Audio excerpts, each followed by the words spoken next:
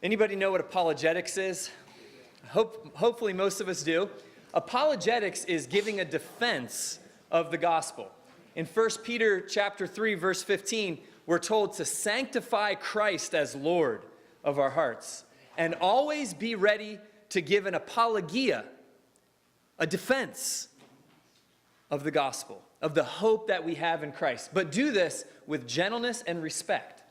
So apologetics is giving a defense of the gospel. It's reasons for the faith. It's standing up for the truth of God. So we have a tremendous conference planned. We hope you guys can make it and stay for the whole thing. It's not only tonight, but it's also tomorrow morning. And there is a schedule. Does everybody have a program? You guys have a program? All right. We would also love to get information from you so we know who's here. If you could fill out a card, then next year if we do a second one, which this is our first annual, so hopefully there'll be a second annual after this, we can let you know when this conference is coming ahead of time. We'll send out an email. We'll get the word out ahead of time, and we can continue to build this apologetics conference. So please let us know your information. Also, we have some books for sale. Some of our speakers have written books, and those are out there. Please look at them and consider purchasing them. Also, in the office, right, it's not the foyer, but inside one of those rooms, we have what I call Pastor Jeff's recommended books. Many of them are there. CLC Bookstore had let us take them out, and whatever we sell, you guys can take home, and we return the rest. So we have some great books on that table if you're interested in reading some good books. So without further ado, we are going to call on our first speaker, Mr. David Wood, to come on up. Hey guys, why don't you give a hand clap, and we're going to welcome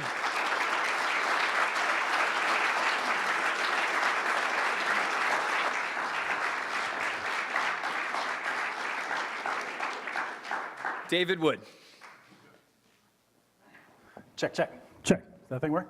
You got to do that. You got to go check. Good evening. Good evening. Before we get started, are there any jihadis in here?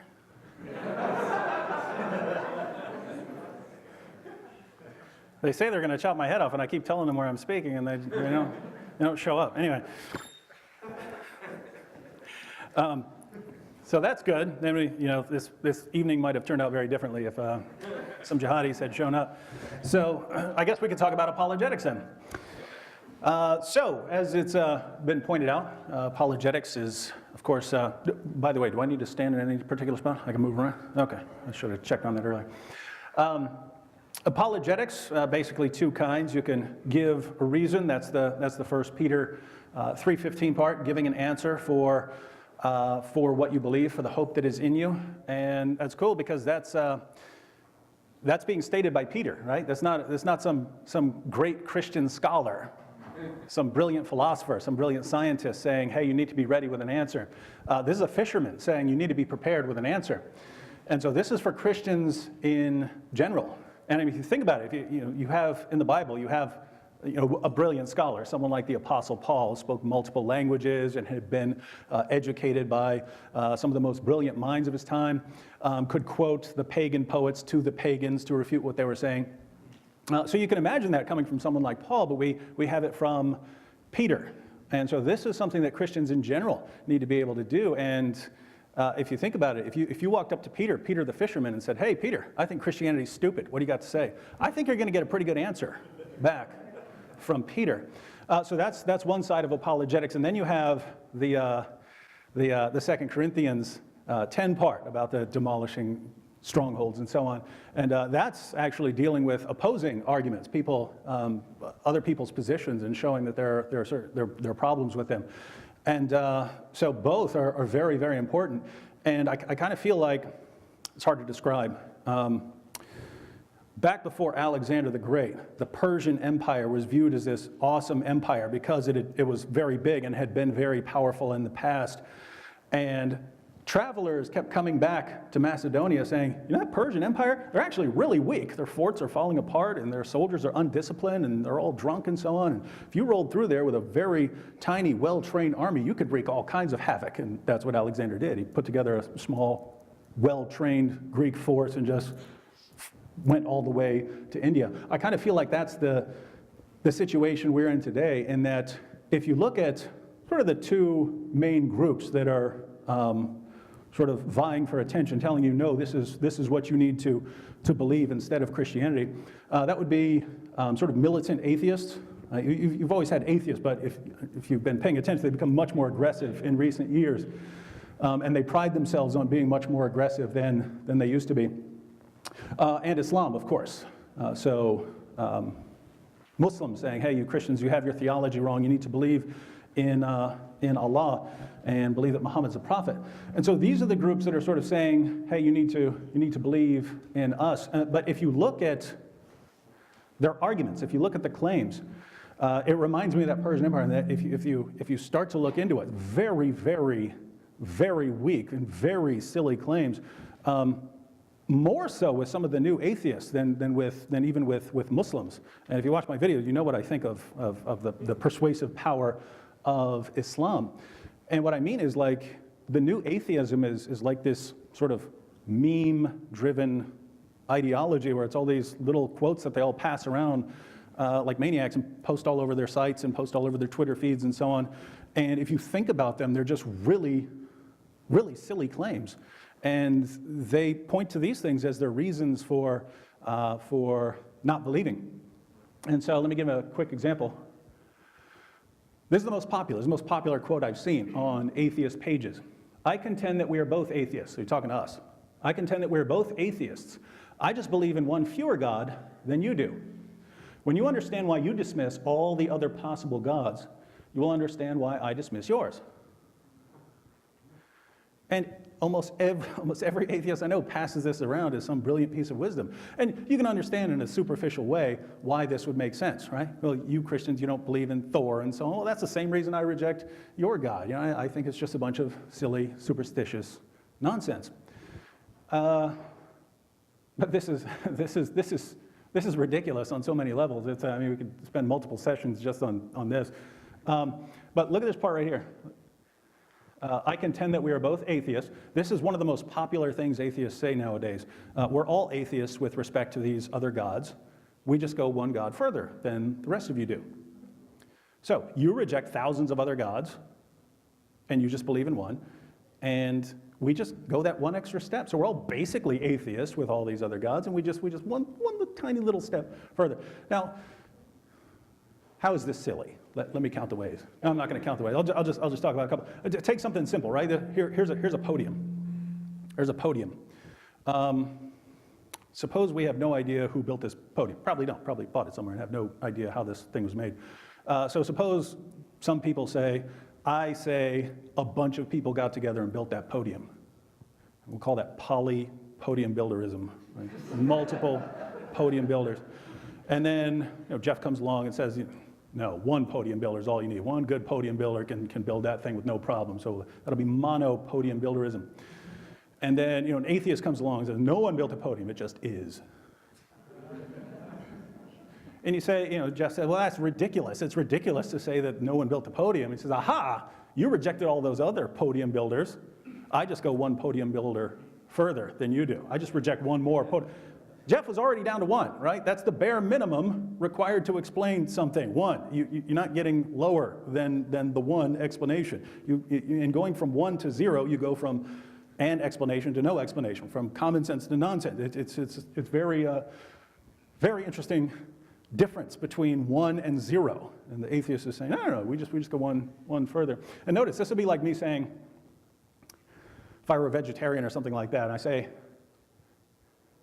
well, we're all vegetarians with respect to gorilla meat and tiger meat and rhinoceros meat and most of the animals in the world that you could eat. We're all vegetarians with respect to those.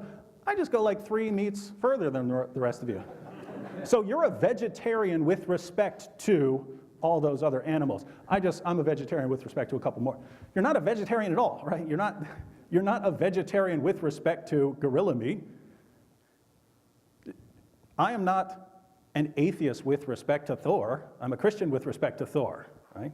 There's something else I believe that rules me out as an atheist. So, strange claim, but then you have the second part.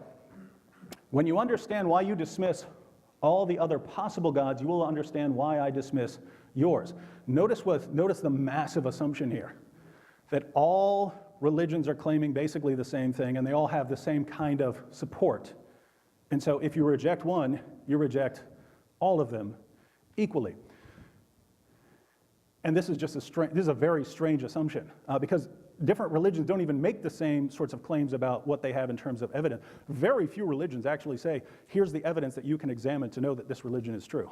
You're already narrowed down to just a couple. Once you say you have religions that are claiming that you can know that they're true based on some sort of evidence, you're down to a couple. So Christianity makes a claim that says, here's how you can know. In other words, if you're not a Christian, and you say, why should I believe that? Christianity says, here's something that you can examine to know that this is true.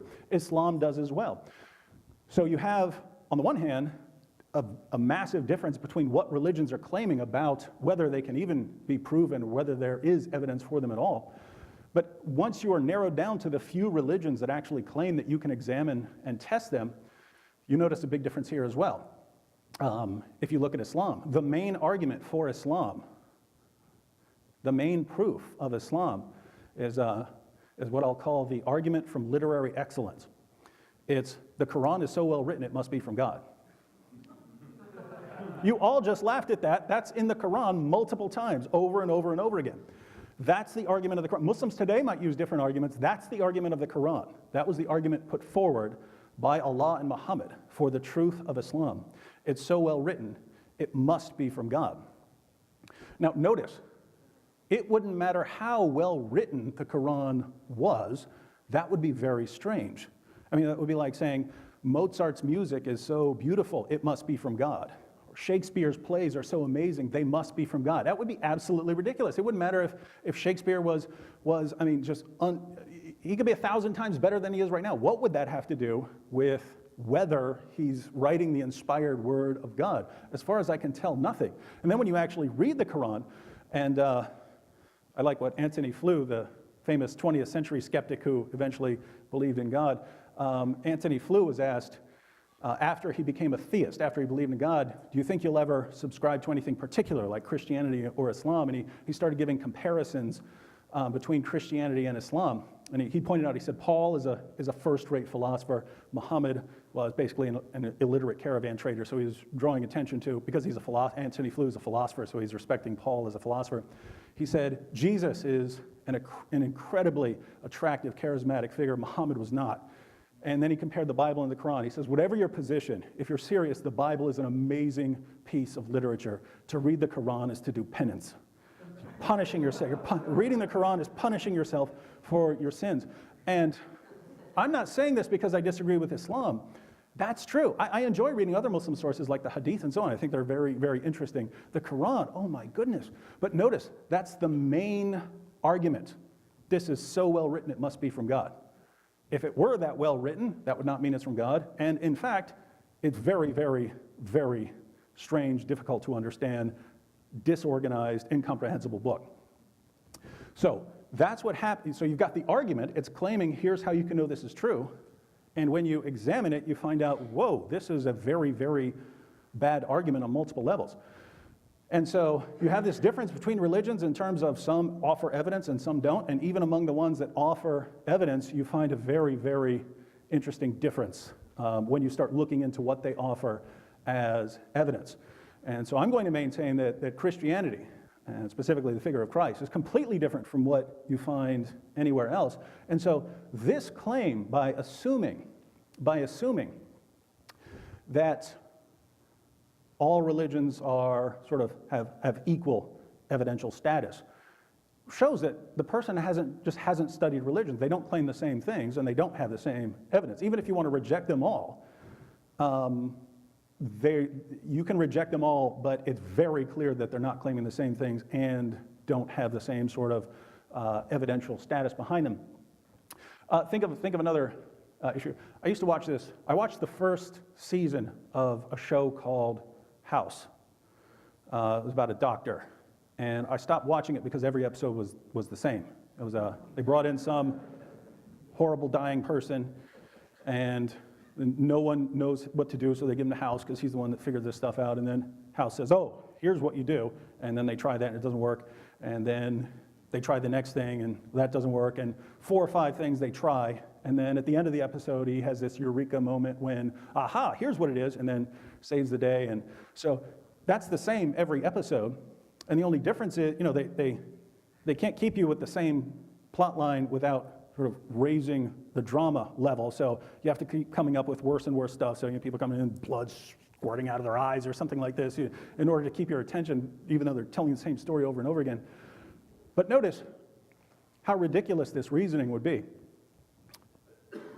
If House tries one cure to this disease, it doesn't work. He tries another treatment, it doesn't work. He tries another treatment, it doesn't work. Tries another one. Then he has his eureka moment and says, aha, give him a shot of this. This will fix it. Imagine his little team says, well, House, if you understood why you dismiss all these other cures, now you would know why we dismiss this one and we're not going to take it seriously. You see why this is the same, right? The point of trying all the going through all these different tests and so on was to get to the one that's actually correct, to get to the correct diagnosis and the correct treatment of it. Same thing with like a legal trial, right? It would make no sense. I mean, if a lawyer stood up and said, Your Honor, if members of the jury, if you understood why you reject all other accused people in the world as the people who did this crime, you would understand why you can't believe that this person committed the crime either. What are you talking about? The whole purpose of the trial is to figure out who did it, right? Figure out if this person actually did it. So it's very strange to say, well, you're rejecting all these, therefore you have to reject this one as well. Hey, you could even rephrase this and say to atheists, if you understood why you dismiss all other non-Christian ideologies, you would understand why I reject your non-Christian ideology. But no atheist is going to even take that seriously for a second. They're not going to say, oh, wow, I never thought about that. I reject all these other non-Christian ideologies, therefore I have to reject mine as well. It would never occur to them. In other words, they would never apply this reasoning to anything else in the world, but as soon as they get to Christianity, the reasoning, the logic all gets turned off and then gets passed around rapidly as your slam dunk case against Christianity. And so this would be, part of apologetics would be sort of pointing things out like this about how silly this is.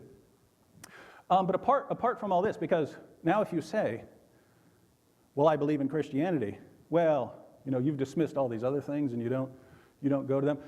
Notice, again, going back to something like the House show or something like that. Once you've got the correct diagnosis and the correct treatment, you don't then go on and say, oh, okay, maybe it's all these other things. Once you've found that someone has committed a crime and you've proven it beyond a reasonable doubt, you don't then go and say, oh, let me see how many other people in the world are candidates for this particular crime, unless there are reasons for it. But once you've got your guy, you've kind of got your guy. And so if you're looking at the truth about God, about the world, and so on, once you've got it, it makes no difference that you haven't studied, the religion of Aborigines in Australia or something like that. What are you talking about? You have the truth. And this, to give a sort of silly example, if someone brought you evidence against your position, sometimes you can know something is true. You can have reasons for knowing something is true. And if someone offered you an alternative, some other position, you could know there's something wrong with it. And what I mean is something like this. So let's look at an example. Is this working? There we go. So we're going to prove that 2 equals 1 here. Most of you believe that 2 is not equal to 1, that 1 equals 1 and 2 equals 2. But I can prove you wrong here.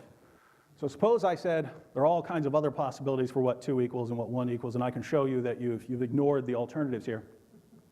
So we'll give a little proof here. If you're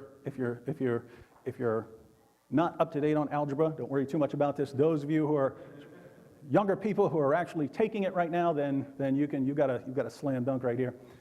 So 1, A equals B. So we're defining A as whatever A is, B is. So it's 1 and 1, 2, and so on. So A equals B, we're going to set that as premise here. So if A equals B, then A squared is going to equal AB, right? Because A times A will be A squared. but b is a, so a times b will be the same thing over here. You can do anything you want as long as you're doing it to both sides. So a squared is going to equal ab. So I can add a squared to both sides, since I can add whatever I want to both sides. So that's going to be a squared plus a squared, adding a squared to both sides. A squared plus a squared equals a squared plus b plus ab. So that's straightforward. I just added a squared to both sides. So over here now, I now have 2a squared, so that's going to be 2a squared equals, same thing over here, a squared plus ab. And now 2a squared minus 2ab, I'm subtracting 2ab from both sides, right? I'm allowed to do that in algebra. 2a squared minus 2ab equals, same thing over here, a squared plus ab minus the 2ab. And so now I have 2a squared minus 2ab. This is the same thing here. I'm just condensing the other side over here. A squared, you had plus ab minus 2ab, so that leaves you with minus ab. And now I'm just going to take this 2 out here. Allowed to do that. 2a squared minus ab equals, just taking out a 1 here, allowed to do that, 1a squared minus ab. And now I'm just going to divide both sides. Allowed to do that. A squared minus ab, both sides. And then I got 2 equals 1. Now, I didn't know what happened here until I just inserted numbers. I said, okay, let me say this equals this, and so on. I went through, and then you see it. You see what happened in here. The point is, suppose you have no idea what went wrong here. I don't think anyone's going to say, oh, wow, I guess 2 equals 1. Here I've been wrong all my life. They told my teachers lied to me, and so on. But why? You have a pretty straightforward mathematical argument here for why 2 equals 1. Well, that wouldn't change you. You'd say, okay, there must be, I don't know what the problem is, there's a problem here. There's something here, because I already know that 2 is not equal to 1. 2 is 2, and 1 is 1. And so if you know that something is true, if you have good reasons to know that something is true, you can know that there's a problem with other positions, like another position saying that that 2 is equal to 1. So you can know that there are a problem with positions just by knowing that they have the truth there, and it helps to look through and actually find out what the problem is. And so this can go in a couple of directions. But I grew up as an atheist, and this is before you had the new atheists who were really militant and aggressive. So I was kind of that way on my own, and much worse, though, because I was also not fully sane. And what I mean by that is, well, let me go all the way back. I was 5 years old, and I had a dog. I'd had this dog all I can remember. It was a really cool little dog, would go out and fight other animals if I was around and so on. But a raggedy little mutt. And one day he gets hit by a bus, and my mom gets a phone call, hey, your dog's over here flattened by a bus. And my mom turns to me, and she hated the dog, but she had tears in her eyes, and she says, oh, Goliath is dead. And I thought, why are you crying? It's just a dog. And I thought there was something wrong with my mom, right? Like, she's getting all broken up over this dog, and she didn't even like the dog. But either way, it's just a dog. Why are you getting teary-eyed over that? So, like, there's something wrong with it. We grew up in the middle of nowhere. There's no one around us. And so I know my mom and a couple other people, and I thought something's odd about my mom. And eventually we moved, and we were around other kids, and one day their dog got hit by a car, and they were all sad about it, and they're all sitting on the table crying, and I was thinking, wow, this is spreading here. It's some weird problem here. And about the same time, about a year after that, I was beside a lake at my grandfather's, and I was watching these ants march, and they're all marching in a line. And it suddenly became clear to me that these ants were much more intelligent than we thought they were, that they're so organized in what they do that they're actually much more intelligent than they let on. And I rapidly concluded that ants actually rule the world. I should have laughed at that when I thought about it, but it made perfect sense to me. I thought that ants ruled the world and had tricked us human beings into thinking that we were in charge. And I had these episodes at various points in my life, but it would just suddenly become crystal clear. Whoa, ants rule the world. I figured it out. Not on any drugs or anything else, just it becomes crystal clear. And that sort of expanded as I got older. When I was, I guess, fourth through sixth grade was the animals, the pets phase, where I thought that pets were actually controlling us. And, cats were in there to watch us and observe us and so on. And they're sent as spies. And basically, any time an animal would look me right in the eyes, I would think that it was trying to communicate with me. And it was actually, it was like bragging, like, ha, you look at you. And so you could actually catch me talking to animals when I was young. I'm on to you. I know what you're doing. I know about you. I'm not stupid like the rest of these people. And by the time I got into junior high, I thought I controlled time. I didn't know how I controlled time, but I knew I controlled time. 10th grade, I thought that I controlled the weather. There's a weird sort of a selective evidence process. When I would say, I want it to rain, and it would actually rain, then ha, this proves it, right? And then if it didn't happen, then, oh, I did something wrong there. What did I do? Why didn't it happen? Something's messed up here, right? So for, I guess, pretty much all of 10th grade, I thought that I believed that I controlled the weather. Whenever something would happen, what did I do? What did I do differently that made that happen? So this is just, this is some really stupid, delusional thinking. And my dog, of course, died when I was little, but as I got older, other things would die, people would die, and I would notice over time that I had the same reaction, which is none, which is, so what? It's just whatever that was. And right before 11th grade, my best friend, Jimmy Lindholm, died parasailing. The whole time, since we were in 6th grade, he was saying he wanted to try parasailing. He eventually tried it, his harness broke, plummeted to his death. And he died, and this was very different. I was walking away thinking, I should be feeling something about this, right? It made perfect sense if it's a dog dying or some, distant person I don't know very well. It's one of my best friends ever dying, and I just don't care. I feel nothing about it. And that's when I started thinking maybe there's something wrong with me. Maybe there's, maybe I have some sort of problem, and that's why I'm different. But that didn't last long, because as I was thinking through these things, I came up with another explanation for why I'm not bothered by that, and that's that I had evolved to a higher stage of humanity. The rest of you're all held back by your emotions, right? Which may have served some purpose back in, for your ancestors. But now we've reached a stage where you can be perfectly rational about things. It's coming from a guy who thinks that, animals are communicating with him. You can be perfectly rational, not held back by your emotions. And so I just ran with that, and eventually something happened, because I was committing various crimes and so on. And eventually I had this amazing breakthrough. This was the following summer. I'd broken into a store in the middle of the night, and I was running from police. And they got me surrounded on three sides, right? There was police in front of me, police to the side of me, police behind me, and the other side was the Monongahela River. So they're yelling, "Stop or I'll shoot," and so on. I'm going, no, you're not, right? And so anyway, I jumped in the river, swam across the river. I was expecting when I got to the other side, they're going to be there waiting on me, but I beat them across the river. And I worked my way up a hill, and at first I'm just in patches of woods and so on. I get out, I finally emerge from a patch of woods, and I'm in someone's backyard. And there's a house in front of me, and then there's a garden right here. So I'm in the backyard. There's a garden here, and I need to keep going, because who knows what they're going to come up behind me with. And so I started to walk around the garden, and I just stopped and started philosophizing. I thought, why am I walking around this garden? I don't care about these. I don't care about this stuff here. I don't care about the people in that house, or how long it took them to grow. I don't care, right? So why am I doing this? Why am I modifying my life to bring it into line with them? And so I just sort of trounced through the garden.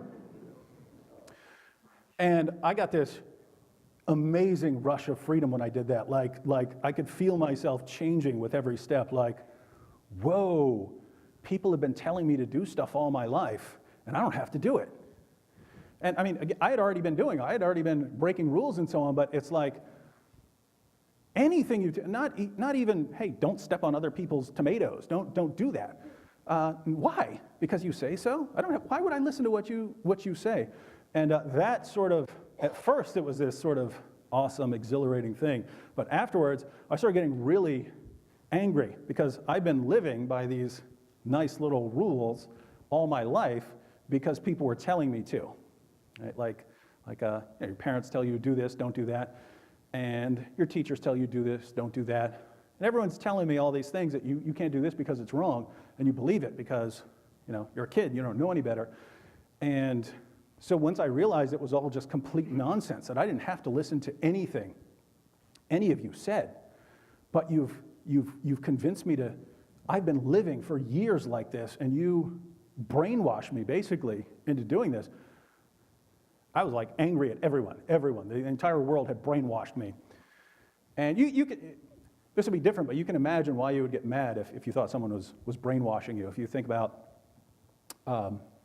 something simple. If you just went to a restaurant every week and you kept going to that restaurant, and you thought, oh, I love this restaurant's so good, I keep going to this restaurant.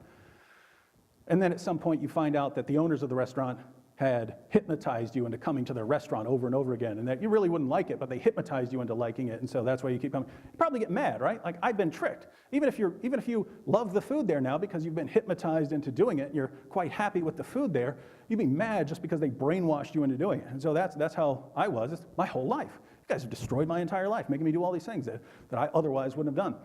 And so started sort of reacting against all that. I concluded that I have to do sort of the opposite of what I've been taught. If you've told me to do something, I need to start doing the opposite of it. And the more enraged I became at having been brainwashed all my life, the more I wanted to react. And so I started studying bomb building, which some of you who are around my age might recall, or a little older, you might recall the Anarchist Cookbook, where I actually put out a book on here's how you build pipe bombs, here's how you can make a rocket launcher, and so on. They start telling you how to build all these things. And anyway, I started thinking, going through here, that, wow, these chemicals, I'm going to blow myself up if I, might accidentally blow myself up doing some of this stuff. So this is about the time I was starting college, and I decided I was going to become a chemistry major, learn how to build some more high-tech stuff. And going through my first semester there, and I started thinking, well, anyone can blow up a bunch of people you don't know. What is that? That's not really, lots of people do that all the time. You have different bombers who do that sort of thing. That's weird. Why would that be a problem? And so if you really want to break free from what you've been raised to do and to believe and to think, then you got to be more extreme than that. So my dad was the only relative who was around me at the time, and so I decided I was gonna kill my father with a hammer. And I'm gonna skip all the gory details, but I did that. I tried to do that. I hit him in the head about 7 or 8 times with a ball peen hammer, and I'm about 240 now. I was probably about 230 then. So that was much stronger then, by the way. So I did that and walked away, and it was the same thing, with my dog and with Jimmy, that there was just no reaction. But whereas previously, when I would do something sort of new and groundbreaking for me to shed the old moral system, before I would have these sort of amazing rush of freedom, like I've sort of stripped away, just felt dead after that. It was done. I walked out of there, and I have no rush of freedom now. There's just nothing. I have no feelings. I could get angry. That's the only thing I would recognize as an emotion after that. I would get angry at people.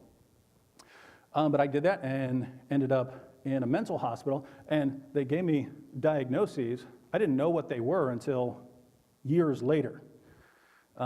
It was years later when I read the diagnosis, and it said antisocial personality disorder. And I had no idea what that was. I thought it just meant I'm not very social, and I like to read on my own and not be interacting with people. That's not. I was eventually taking a psychology class, and it said sociopath. And I said, what's a sociopath? And I looked it up in the dictionary, and it said someone with antisocial personality disorder / psychopath. Now, whoa! Well, that would make sense then, wouldn't it? I mean, I wish people had, told me what those mean, because that would make sense of a lot of things in my life. So I was put in a mental hospital at first, and eventually went to jail and went to trial. And all I was doing in jail was plotting, right? My dad survived that attack. They had to take him to, this was in Virginia Beach, they had to take him to a different place in Portsmouth because they had a world champion neurosurgeon there, but they had to peel his face down and put his skull back together and so on. And, but he survived. And so I ended up in jail and going to trial. And in jail, I ran into a Christian named Randy. And every other Christian I'd ever run into, I start making fun of them for being Christians and making fun of their beliefs. They would all back down. They would all say, hey, we don't want an argument here. We don't want to argue about this. We don't want a scene. And that makes sense. You don't want to get into it with a big, angry atheist. But I was in jail, and I walked up to a Christian who was reading his Bible, and I said, hey, you know why you're reading the Bible? You're reading the Bible because you're born in the United States. If you've been born anywhere else, you believe in something else. If you've been born in China, you'd be a Buddhist. If you've been born in India, you'd be a Hindu. If you've been born in Saudi Arabia, you'd be a Muslim, because people like you believe whatever you're taught to believe. And as far as what I believed about the universe, that was a pretty stupid thing of me to say, because I believed everything that I'd been taught about the universe, right? I'd been taught that, the universe exploded out of nowhere and life formed out in the ocean. I believed all of this, and I've never questioned it, never really looked into it. But I'm pointing the finger at this Christian. You don't know what you're talking about. Now, as we got to know each other, I found out that, if you're wondering what this guy was doing in jail, he turned himself in for 21 felonies. So he became a Christian, was in the Navy, was out to sea, and then decided to come back and confess to the crimes he had committed. And so he went in there, confessed to 21 felonies, and he was in jail with me. And something interesting happened when I started challenging him. He sits up on his bunk and goes, oh yeah? And then he begins arguing with me. And he wasn't any sort of scholar. He was a Navy guy who came back and confessed and so on, but he'd been studying his Christianity. And he started tearing me to pieces, and not by being a brilliant philosopher. He just, everything I would say, he would go, why do you believe that? He started asking me questions. Where'd you get that from? Show me your source on that. Give me your evidence for that. And I had no clue why I believed anything, right? I'm just really bothering me. I can't defend anything I'm saying here. And so I started attacking him in various, I told people he was gay and so on. And, we ended up being friends. We would play cards and so on, but I would always use something against him later when I was angry. He would tell me that he'd been molested when he was a kid, and then I made fun of him for being molested. And his 12-year-old sister came in there, and I saw just his eyes light up when he saw his sister. He was so happy to see his sister had come to see him and stuff. And so I started, hey man, why don't you hook me up with your sister? I could just whatever I could use to really mess with this guy. I mean, nasty, nasty stuff. Eventually we got into possibly the world's first fasting battle. Randy would fast, and he would fast for long periods of time. He would say, when I get out and I'm doing whatever I'm doing out there and I've got a job, I'm not going to be able to fast for long periods of time, so I need to do that now while I have this perfect opportunity to do lots of fasting. And so he went 7 days, nothing but water. I said, all right, I'm going 10 just to beat this guy, right? Because I wasn't winning with the arguments. So I was going to beat him at fasting, and I did. I don't think I'd fasted a meal in my life, but I went 10 days on nothing but rage, just rage and water. And I was different. I'd pass out, and I got a rash all over me and so on. And but I went 10 days, and then I ate for the weekend, and then I went another 10 days just to rub it in. And so we keep going back and forth, and he'd ask me, hey, why do you keep fasting just a couple days longer than me? Well, I don't know. I'm trying to become more disciplined and so on. And eventually he went 40 days. He went 40 days. He said that Jesus had done it. He went 32 days on water, and then he drank Kool-Aid for the remainder. And I knew because we had opposite bunks, and he would give me all his meals when they brought them in. So I said, all right, I'm going 42. Going an even 6 weeks. And now he's like, no, I know what you're doing now. No, I know you're trying to beat me. I was like, no, it's just, why 40? Got to be 42. Then it's an even 6 weeks. So I was on day number 11 when I had passed out, and they put me in a camera cell. They know I have a mental health history and have been in a couple of mental hospitals. And so they concluded that I'm trying to starve myself to death. I'm sitting there trying to beat the Christian. They think I'm trying to murder myself, and they put me back there in this cell. And Randy would read these apologetics books, and he would give me the apologetics books afterward and say, read them. And I wouldn't, but I had them, and so I get back into the cell, and I'm like, all right, I'm going to destroy this Christianity now. Now I have nothing. Now I have no card games to distract me. They got me in a little cell with the camera pointed towards me. And so now I have nothing to distract me. I'm going to read. I'm going to keep reading the Bible, and I'm going to get back out of here, and I'm going to destroy this guy. Now think about that. Does that really make sense from an atheistic perspective? I'm going to be obsessed with beating this.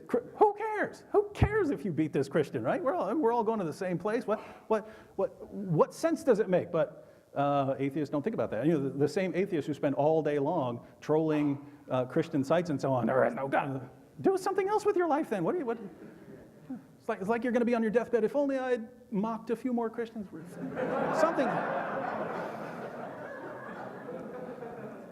So I'm back there, and I'm in this cell, and I had an awesome library, and I had access to the library, and I asked the chaplain at the jail for this set of studies on the Gospel of John, and I started going through there, and at first I started eating again because I wanted to get out, and then I got mad and stopped eating again, and so I eventually got down to the last weigh-in was 152. I know I fasted longer than that, but the times they actually weighed me, I was 152. That might be fine for some of you, but again, that's almost half of me gone right now. And so, but by that time, I was like, my skin was turning yellow. I had this rash all over me, and I couldn't stop drooling for some reason. I don't know. I fasted a long time, and I couldn't stop drooling. And anyway, they keep taking me down there. They keep taking my blood, which I'm thinking, I don't have anything to replenish my blood supply. What are you taking the little bit that I've got left? They took me down there, and they wanted to check my heart rate and my blood pressure, and they put it on my finger, and it said I was dead. And my blood pressure was so low, the thing said I was dead. And so they put one around my arm, and then they got a reading. But everything right now is still making perfect sense to me. And I started reading, and I'm going through the Gospel of John, and occasionally I would think, almost sounded like the Bible was mocking me, right? Like I would think, man, I'm starving. These guys bring me food every day, and I give it back to them, and I'm starving to death back here, and people are bringing me food every day, and I'm still starving to death. And I would read, I am the bread of life. He who comes to me will never go hungry. And shut up, right? I've still got that Bible where I wrote all sorts of, I'm the master of my life, blah, blah, blah. I got all this. It's kind of a side note. I wrote, everything I need is already within me, right? I wrote that in the back of my, everything I need is already within me. And one day I flung it, and it landed on some grape Kool-Aid. And I picked it up, and certain letters had been smeared off, and it said, everything I need is thin me. I was like, quit mocking me. So, I'm 150 pounds, right? And so I'm reading this and so on, and eventually some things started bothering me. And I remember I was just looking around at the room I was in. I was looking at the bricks stacked up. I was sitting there thinking, looking at the bricks stacked up. And I thought, if someone told me that these bricks formed in this pattern by, some sort of process of weather or something like that, I would think that's the stupidest thing I'd ever heard in my life. What I actually thought was I would punch him in the mouth. But I mean, that's just bricks. That's bricks. I mean, they're simple little bricks. You can imagine how some sort of brick shape might form by nature, but you would never conclude that it would form in this kind of pattern. And yet I believe that life formed on its own. That's the first thing that started bothering me. I know life is more complex than this, much more complex, mind-bogglingly more complex. The simplest cell is mind-bogglingly more complex than these blocks stacked up on top of each other. And I got a sense for that. Interestingly, you can actually calculate the odds. You can actually calculate the odds of life forming, given everything I believed at the time. You can calculate the odds. I never did this, but people have done this since then, and this is something I wish I had known. And by the way, that's kind of part of the purpose of apologetics. When I learned Everything I learned about Christianity, apologetics, I wish I had known that when I was 14, 15, 16 years old, because I think I would have had a very different life. Based on what I believed at this time, the simplest known life is 400 to 450 proteins. Proteins are what do everything in the cell. So everything that's happening in your cell metabolism and so on, that's little proteins doing all the work. They're the machines. The simplest known life is 400 to 450 proteins. It's a bacterium that lives in your urinary tract. That's the simplest known life. Scientists hypothesize that you could be a simpler life form, even though it doesn't exist, that you could exist as some sort of life with about 250 proteins doing, basic metabolism and things like that. So the simplest known life would be about 250 average length proteins. It's the simplest thing we could think of that would be life. Again, this is simpler than anything that actually exists as life. So the probability of getting 250 of these proteins by chance, and I'm pointing this out because that's how I believe life formed. It formed, if you think, hey, I've got 13 plus billion years to work with, an entire universe, obviously weird things can happen, right? Improbable things happen all the time. Someone wins the lottery. Yes, most of you don't. Someone wins it. So why can't life hit the lottery right here, form, out of all the universe and all those billions of years? What's the problem? Well, here's the problem. Given everything I believed at the time, the probability of getting 250 average length proteins, this would be, you can actually calculate the odds. What are the odds that this one would form, and that this one would attach to this one would attach to this one would attach to that one, and so on, in the correct order to form some sort of functioning protein. And the odds you get are about 1 in 10 to the 164. That's the odds of forming one average length protein by chance. And if you need 250 of them, then you raise it to that power, and you get about 1 in 10 to the 41,000th power. It's the probability of the simplest imaginable cell forming by chance, no other processes. Now, if you told me that, I would have said, so what? Obviously, with this big universe and so much time, weird things can happen. What's the problem? Weird things like that happen all the time. No, they don't. Not that weird. See, we're good with little simple coin flip probabilities. When we start getting big probabilities, our minds can't comprehend them. For instance, every time you've ever shuffled a deck of cards, that is except for when they're first in the pack, they're all in the same order. Anytime you've ever randomly shuffled a deck of cards, the probability is that no deck in the world has ever been in that order. We cannot comprehend. What are you talking about? There's so many decks of cards and they're all being shuffled and people are playing poker all over the planet. No. You could have everyone in the world shuffle a deck of cards every second for billions of years, and you wouldn't even come close to exhausting the possibilities of a randomly arranged deck. And again, lots of people, no, there's no way. Yes, it is. Type in 52 factorial into a calculator. That will tell you how many possibilities there are. You're never coming close to exhausting those different possibilities. And so this is far, far worse. And we think, oh, there's no problem here. Wrong. So look at an example here. So 10 to the 80th, total number of particles in the entire universe. That's how many particles there are in the universe. Notice, this is particles, right? I mean, you think atoms, this is every atom, particle in the universe, every star and so on. This is all the particles that are in all the stars and all the universe. 10 to the 16th, that's what, at the time, I would have said is the total number of seconds. That's 13.5 billion years worth of seconds.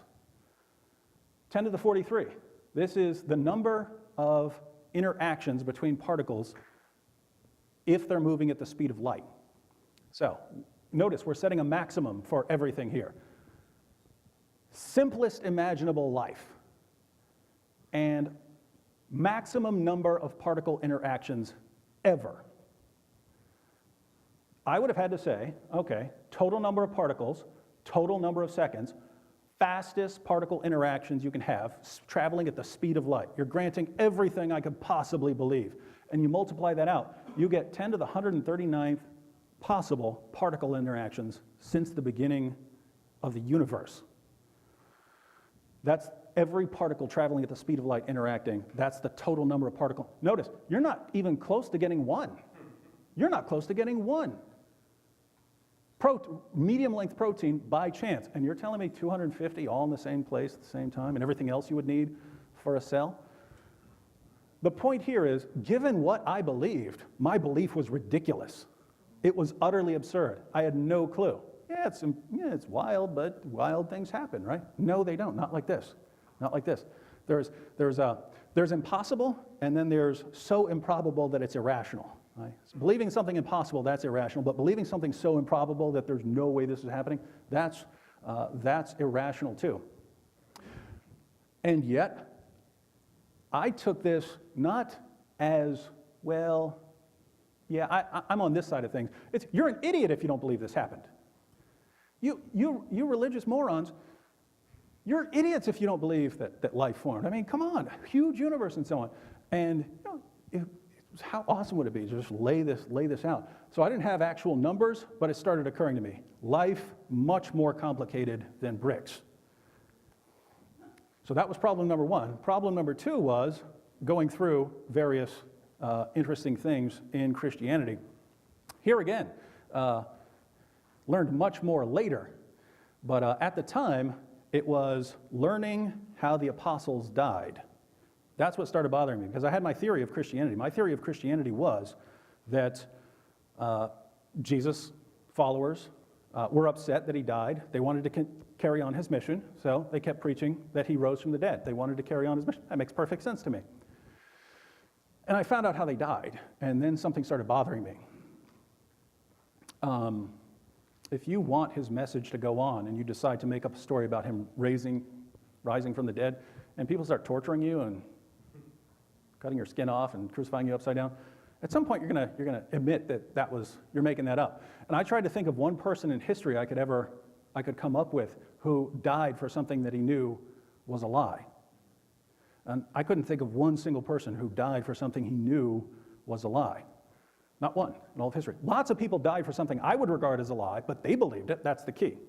Now notice this is different, right? If a terrorist flies a plane into a building, that doesn't mean that his belief is true, but it means that he believes it. It means that he's not intentionally making it up.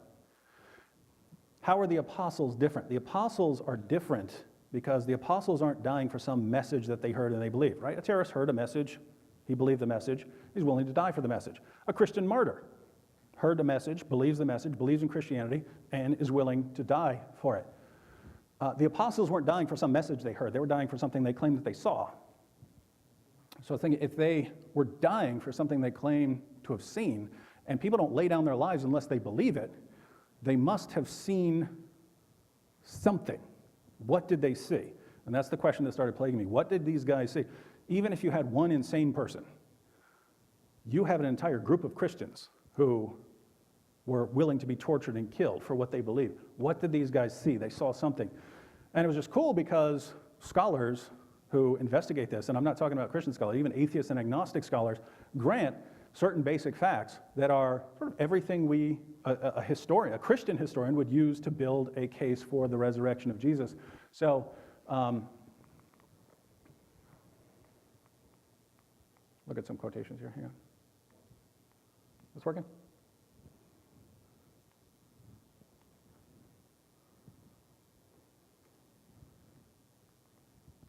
You want to just click to the next one? Maybe it went to sleep.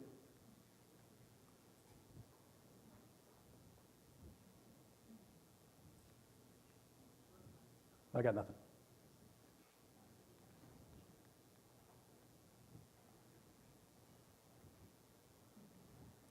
That's weird. I see it changing there.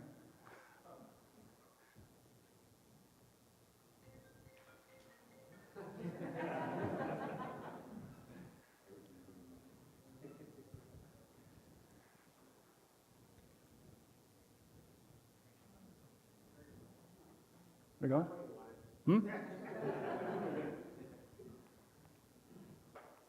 All right, now, is that you or me? No, I got nothing. Is that me? Okay, so on the issue of crucifixion, and there's still a problem, I'll just go without it. But so on the issue of crucifixion, these are atheists and agnostic scholars, And notice, in order to have a resurrection, you need basically two things. You need a guy who died, and then he needs to be alive again later. That's at least someone rising from the dead. Resurrection would be a little bit different because it has a supernatural dimension to it.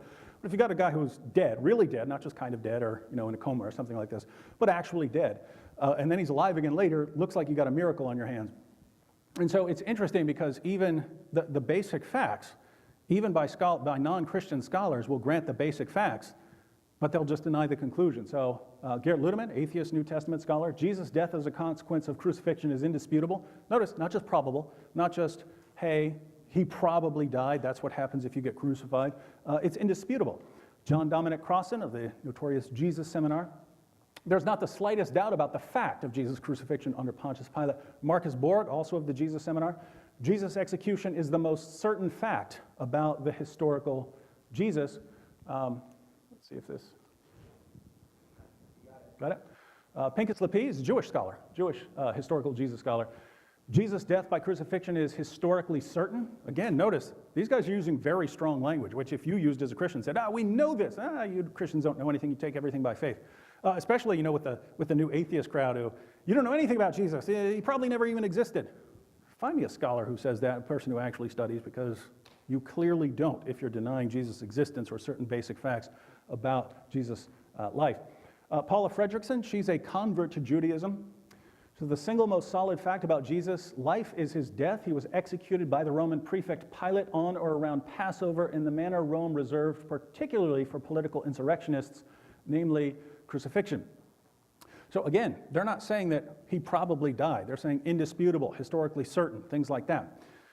And so no problem there from an atheistic perspective, but there's an additional problem, namely that, one more, Bart Ehrman. You always got to quote Bart Ehrman nowadays. One of the most certain facts of history is that Jesus was crucified on orders of the Roman prefect of Judea, Pontius Pilate.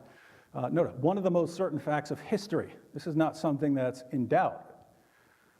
So notice, that's even according to non-Christian scholars. This is not Jesus' death by crucifixion, not a matter of just belief or just a matter of faith. This is something that's regarded even by historians as a historical fact. But you start getting to, we're going to the next one?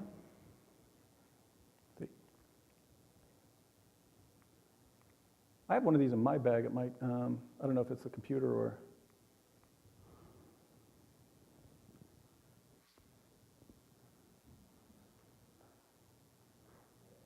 Oops. Oh, no, it's changing on that. It's just the connection with the screen is off. All right, I'll keep rolling it. You tell me if they pop up. But you have the exact same thing from the exact same scholars who will talk about the appearances of Jesus to his followers. The appearances of Jesus to his followers. These people will not believe that Jesus actually appeared to his followers, but they all agree across the board that the followers were convinced that Jesus appeared to them. And it's because we know how the apostles died, and we know what they were preaching. Lots of people, lots of atheists, especially when I was growing up, this is what lots of people thought. I had a different view. I thought that they actually made it up and that it was early. But the most popular for decades was that Christianity developed by a kind of process of legendary development. That it starts off something simple, Jesus was just a nice moral teacher, and then as several decades went on, this story became, embellished, and lots of legends were added, and so you get Jesus' resurrection a long time after Jesus died. And this made sense to a lot of people for a long time. Right? If you had some amazing story about Alexander the Great performing miracles or so on, you say, okay, yeah, someone invented that somewhere down the line. It doesn't mean that actually happened. If you have several decades, if you have 6, 7, 8 decades, you can imagine legends developing. For instance, our earliest historical source on the life of Muhammad is over a century after Muhammad's death. That's a lot of time. You can imagine things being invented in more than a century. Interestingly, eventually, once again, critical scholars, it's funny because the atheist and agnostic scholars are the ones kind of doing a lot of the work that in building a case. This is the earliest material in the New Testament as far as its composition. Paul quotes this in 1 Corinthians 15, but he's quoting something earlier. He's quoting something earlier, which is an early Christian creed. And this creed, not according to me, according to atheist scholars, agnostic scholars, and so on. Now, when I quote atheist and agnostic scholars, I'm not saying, oh, you need to listen to what the atheist and agnostic scholars say. I'm not saying that at all. I'm saying when even the people who disagree with us about almost everything about Jesus say, yeah, that's indisputable, then you know you're dealing with some interesting material here. This can be dated to within, at most, a few years of Jesus' death. And look at what it says. Paul says, for I delivered to you as of first importance what I also received. So he's talking to the Corinthians, and he's telling them, hey, I delivered this to you. And he's saying that he received it. And we know when he received it from the apostles during his trip to Jerusalem. And it was already a creed by then. So you can actually date this very early on. For I delivered to you as of first importance what I also received, that Christ died for our sins according to the Scriptures, that he was buried, and that he was raised on the third day according to the Scriptures, and that he appeared to Cephas, then to the 12. And then it goes on to the other appearances, if this works. There we go. After that, he appeared to more than 500 brethren at one time, most of whom remain until now, but some have fallen asleep. Then he appeared to James, then to all the apostles, and last of all, as to one untimely born, he appeared to me also. So these little parenthetical remarks are things Paul adds. The rest of it is our earliest Christian material, our earliest Christian creed that we have. And notice what you have. Jesus died, was buried, was raised, and appeared to Peter and to James and to others. Now, if this is within a few years of Jesus' death, you don't have 6 or 7 decades to invent the story of Jesus' resurrection. You have it at the very beginning. So, and I have them on here, but we don't need to go through them, but I have all the various scholars saying that this is indisputably early material here. Again, even among people who reject almost everything we would say about Jesus. So, this is early material, so it's not late. It's at the earliest strata, and you know how they died. So you know what they were claiming. You know the message that these guys were preaching, and you know that they're laying down their lives for it. And so they really believed it. And so you're back to that question, what did these guys see? What did they see that convinced them that they had seen a risen man? And I kept thinking over and over again, what could it be? What could these guys have possibly seen that convinced all of them across the board that they had witnessed a man who had risen from the dead? And I couldn't come up with anything other than resurrection. Other people have. Other people say, well, maybe he wasn't really dead on the cross. Those people have never studied crucifixion in their lives. Notice, all the people who studied crucifixion say, indisputable, we know how crucifixion works, you don't come off of that. So people who actually study crucifixion, indisputable historical fact. So it's not just, well, Jesus got sleepy on the cross, passed out, and then woke up later in the tomb or something like that. And if he had, they wouldn't have said, oh, the risen Lord, look at him, he's crawling on the ground with blood flowing out of him. So he obviously was dead, and then afterwards, what explains the appearances? You can't say something like hallucination or something. By definition, a hallucination is something that occurs in someone's mind. It's not out there. If you happen to see something up here that no one else sees, that's a hallucination. If you're all seeing it, it's not a hallucination. And so if all the apostles think they're seeing this man raised from the dead, you're not dealing with a hallucination. What did they see? And people have gone to extreme lengths. Oh, maybe Jesus had a long-lost twin who just conveniently showed up right after he was... That's an actual explanation that there's someone who actually defends that. But if you're not willing to go to those sorts of extreme lengths, this is a problem. You've got a guy who was dead, and you've got a guy who a bunch of people, a bunch of eyewitnesses say they saw him alive afterwards. And again, these historians will not say, the atheists and agnostic ones will not say, yes, he rose from the dead, but they're granting all the facts that you would use to say, I see no other explanation here other than resurrection. So that's what I was stuck with.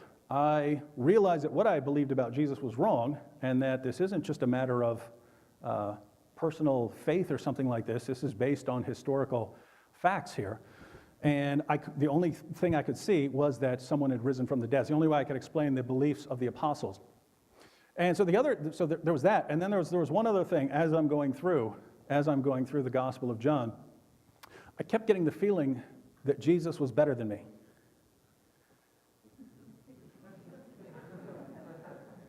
And I'm glad that most of you would regard that as obvious. I didn't. I thought I was the greatest person in humanity. I was the pinnacle. I was humanity 2.0, not held back by my emotions and so on. I'm the newest thing. Now notice, that's already incoherent. If everything is just matter and motion and so on, what sense does it make to say this is better than this? What sense does it make to say I'm the best of us completely meaningless human beings? Why? What's the standard here? So I kept reading, and Jesus, there's something better about him than me. There's something better about him than me. And eventually it just started clicking. Why do I look at me? I'm pathetic. In a period of a couple hours of thinking about this, I went from, I don't mean that, I was thinking about lots of things for long, but thinking specifically about the moral issue. Look at me. Look at what I've gotten myself into here. I'm in here for smashing a man's head in just to do it because I didn't like what I was taught. I'm sitting here starving to death. I can't stand up without falling over. I have a rash all over me. I can't stop drooling. I'm the most pathetic person in the entire world. And so in a couple of hours, I went from thinking that I was the best person in the world to thinking that I was the worst person in the world. And once you realize that, wow, I've destroyed my life, I have nothing to look forward to, I don't even really care because there's nothing that makes my life matter more than anything else. Once you start thinking that, everything's kind of over. But then the thought popped into my head that there's actually two possibilities here. Either I'm this awful person who doesn't care about anyone else and is just falling apart emotionally and everything else, that's the way I am, or there's someone out there who can deal with this sort of thing. And once you start thinking like that, I think you're about that far away from becoming a Christian. Because when you look to history, you don't find that all religions are the same. You find that there is exactly one person in all of history who deals with that sort of thing. The sort of person, oh, you're a guy who walks among the tombs and gashes yourself with stones and no man can bind you and so on. Hey, stop it. Oh, you did. Cool. Right? If you haven't read it, that's the story of Legion in the Bible. But there's one guy who just takes these completely spiritually, emotionally wrecked people and can do something about it. And so there's no other option, right? It's Jesus or it's nothing. This is not, hey, they all teach the same thing. It's Jesus or it's nothing. And so after going through all of this, I wasn't convinced. I saw that, hey, I hadn't thought through my worldview very carefully. I built my life around there being no creator, no purpose, no meaning, therefore I can do what I want and I don't have to listen to everyone's rules, to thinking maybe I jumped to some conclusions without thinking carefully about those, because I accepted things from various teachers and so on, accepted them without question, and maybe I should have thought through those a bit more carefully. Believed certain things about Jesus and found out, no, actually, Jesus' resurrection is backed up by historical facts here.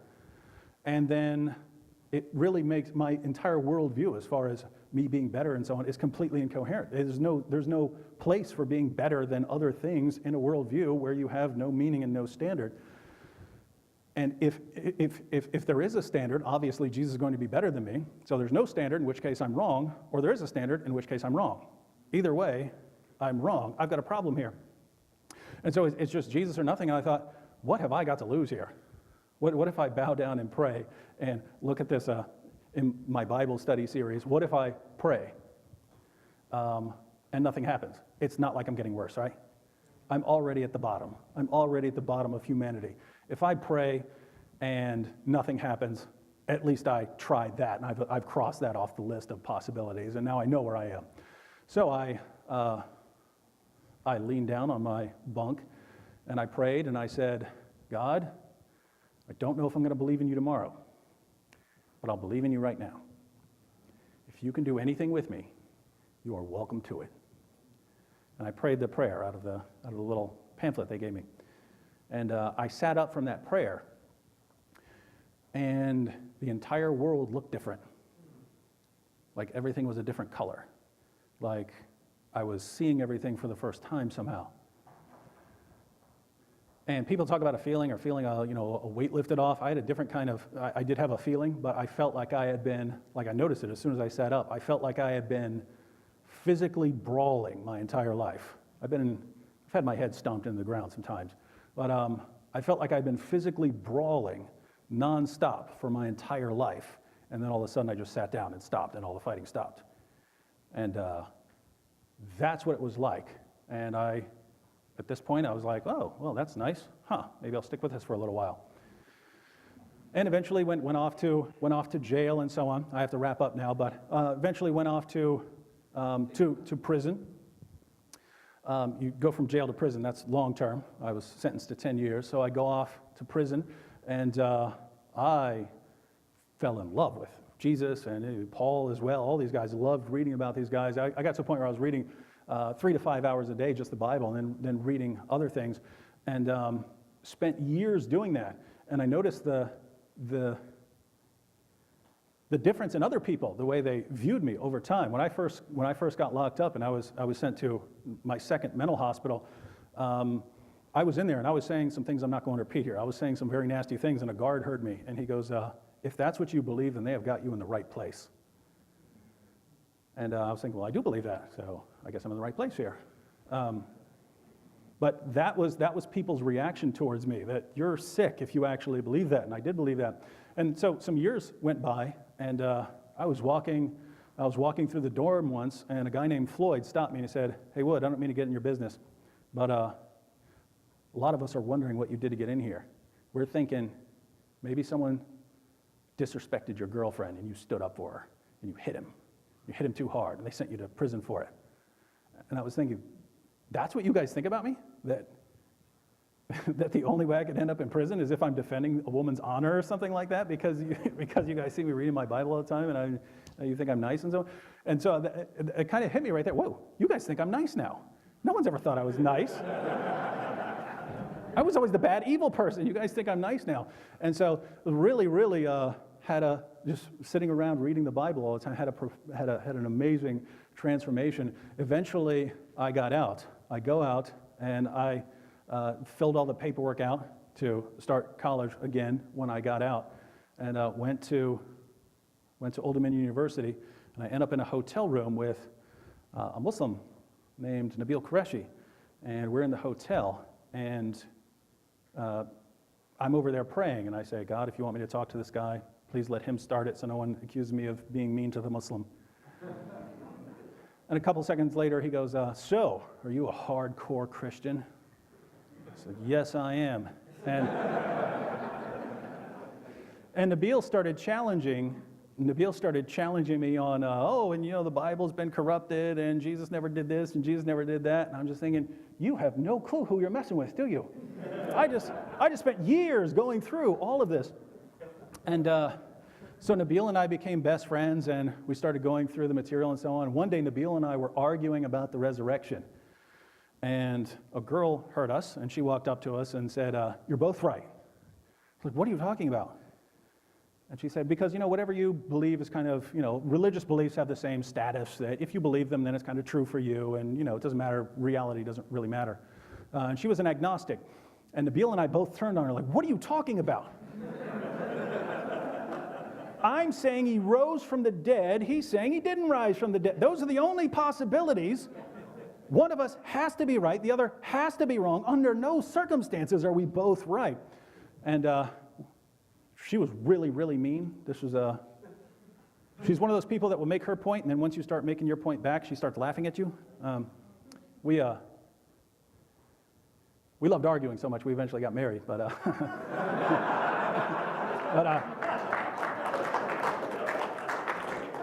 There's a point to all this, by the way. It's I really liked her, and she was an agnostic, but I had years of apologetics training, so I zeroed in on her, like, you're wrong because of this, and that. Anyway, 2 weeks later, she's a Christian, And it was cool because she became friends with both me and Nabil, so now it was like 2-on-1 with Nabil.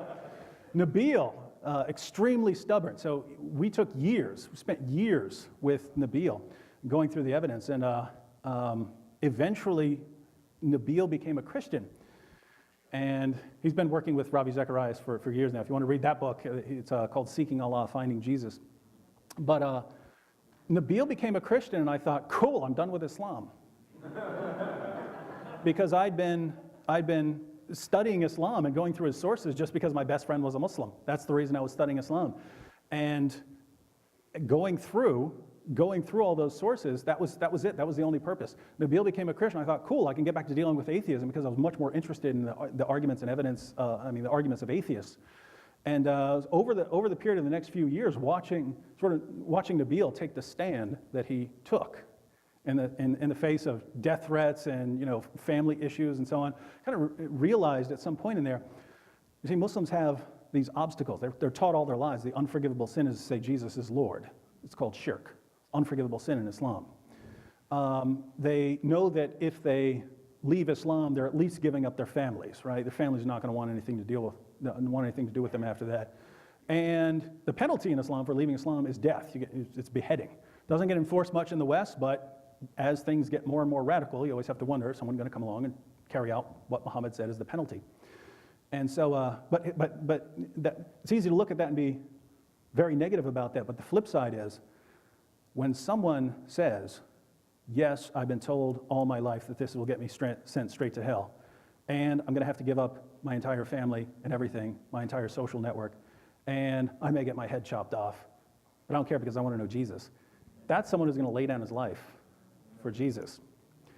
And so, just interesting that I've been dealing with Islam ever since, but it's just because I ended up in a hotel room with Nabil. And so, like, all these people who are special right now in my life, this all comes out of apologetics. You young guys who want a wife, apologetics can help you get a girl. Oh, but she's an agnostic, she's not right for me. Not so quick.